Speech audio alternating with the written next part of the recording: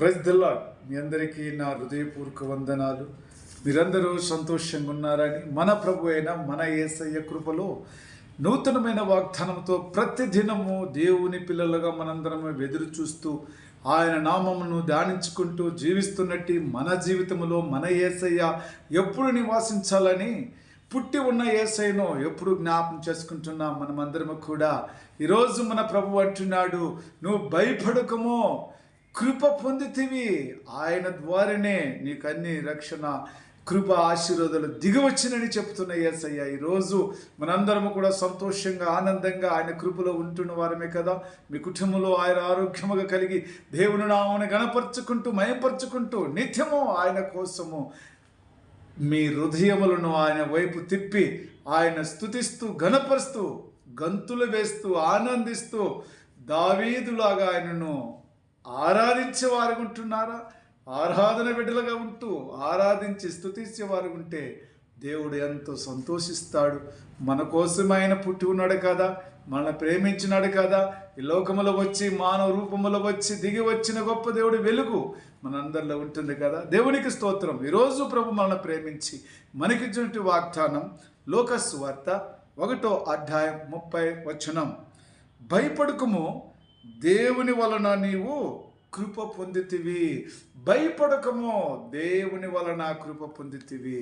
ఎవరికి మాట చెప్తున్నాడంటే మరియమ్మ గారికి మరి భయపడకము దేవదూతలు అంటున్నారు, దేవుని వలన పొందిన కృప ఈ దీవెనలో నీకే.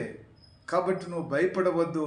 నువ్వు వెళ్ళొచ్చున్న ప్రతి మార్గములో ఆయన దూతలను కావలిగా ఉంచి నిన్ను కాపాడుతాడు. నువ్వు భయపడవద్దు. జాగ్రత్తగా నువ్వు దేవుని నామములో, దేవుని చిత్తములో నిన్ను ఆయన ప్రేమించి ఆయన చిత్తములో నడిపించుకోవాలని ఆయన లోకరక్షకుని, లోకానికి వెలుగును వచ్చుచుండగా ఆ వెలుగు లోకానికి రావాలంటే నువ్వు వెళ్ళుచున్న ప్రతి మార్గములో దేవదూతలు నిన్ను కాపాడుతారు. నువ్వు మాత్రం భయపడవద్దు. ఈ కృప ఎవరి ద్వారా పొందుకున్నావంటే దేవుని ద్వారానే పొందుకున్నావు. ఇది మనుషుల ద్వారా పొందుకున్న కృప కాదు.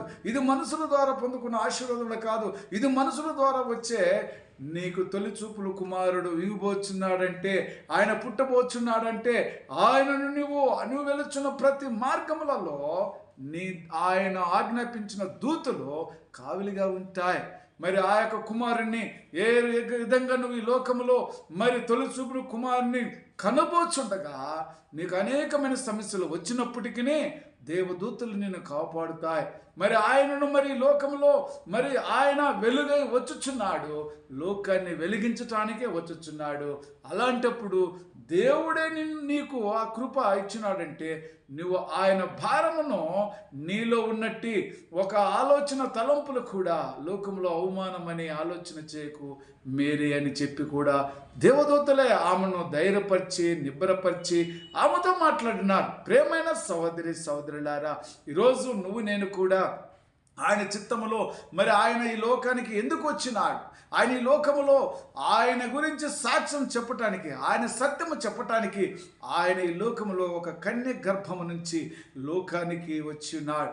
ఆయన సత్యముగా లోకములో పుట్టి ఉన్నాడు. పుట్టి ఉన్న దేవుణ్ణి ఈరోజు ఆయన సత్యమును సాక్ష్యముగా దేవుని సాక్ష్య బిడ్డగా ఈ లోకములో మాను రూపంలో వచ్చి మనుషులందరినీ ప్రేమించి ఈరోజు మరి క్రీస్తు జయించి నడుపుకుంటున్నామంటే, క్రీస్తులో మనం ఆనందిస్తున్నామంటే మన తండ్రి అయిన యేసయ్య లోకానికి రావాలంటే ఎన్నో పరిస్థితుల నుంచి, ఎన్నో ఇబ్బందుల నుంచి మరి ఈ లోకానికి ఆయన వచ్చి ఉన్నాడు.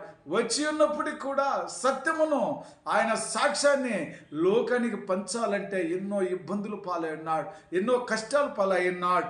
అయినప్పటికీ ఆయన వచ్చి లోకములో ఆయన వెలుగును అంతలక్క వెలిగించున్నాడు. సాక్ష్యము సత్యవాక్యము ద్వారా అందరికీ వినచెప్పి అందరినీ సంతోషపరిచి అందరినీ ఆనందపరిచి అందరిలో రక్షణ ఇచ్చి అందరిలో వెలుగు ఇచ్చిన ఆ గొప్ప దేవుడు ఈరోజు అంటున్నాడు, ఆమెకు చెబుతున్నాడు, నువ్వు భయపడకు, ఈ కృప ఆయన ద్వారానే నువ్వు పొందుకున్నావు.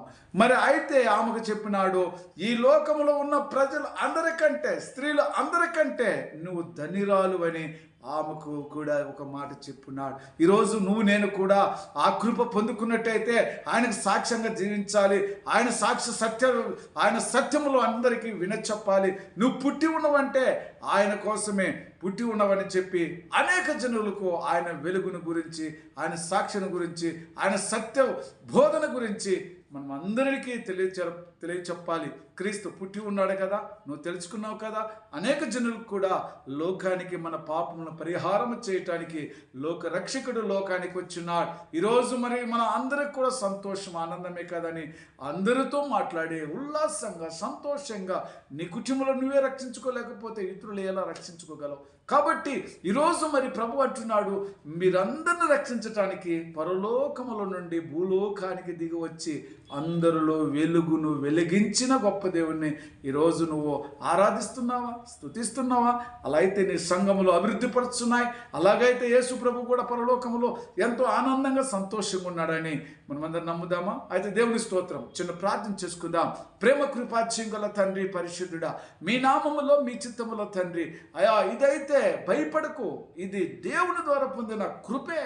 ఈరోజు ప్రతి కుటుంబంలో కూడా ఒక బిడ్డ దేవుని వాక్యమును బోధిస్తున్నాడంటే, దేవుని ప్రార్థిస్తున్నాడంటే అది దేవుని ద్వారా పొందిన కృపే కదా. నీ కుటుంబం వెలుగులో వెత్తింపబడినంటే, వెలుగులో ఉంటుందంటే అది దేవుని ద్వారా పొందిన కృపే కదా.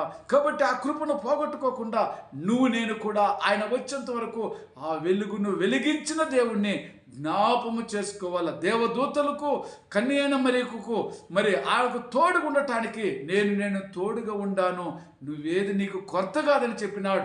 మరి ఆమెకు చెప్పిన మాట ఈరోజు మన కుటుంబంలో కూడా కొత్త కాదని చెప్తున్న గొప్ప దేవునికి మహిమ, ఘనత, ప్రభావం కలగాలని యేసుక్రీస్తు నామములో ప్రార్థిస్తున్నాను తండ్రి. Amen. Praise the Lord. God bless you.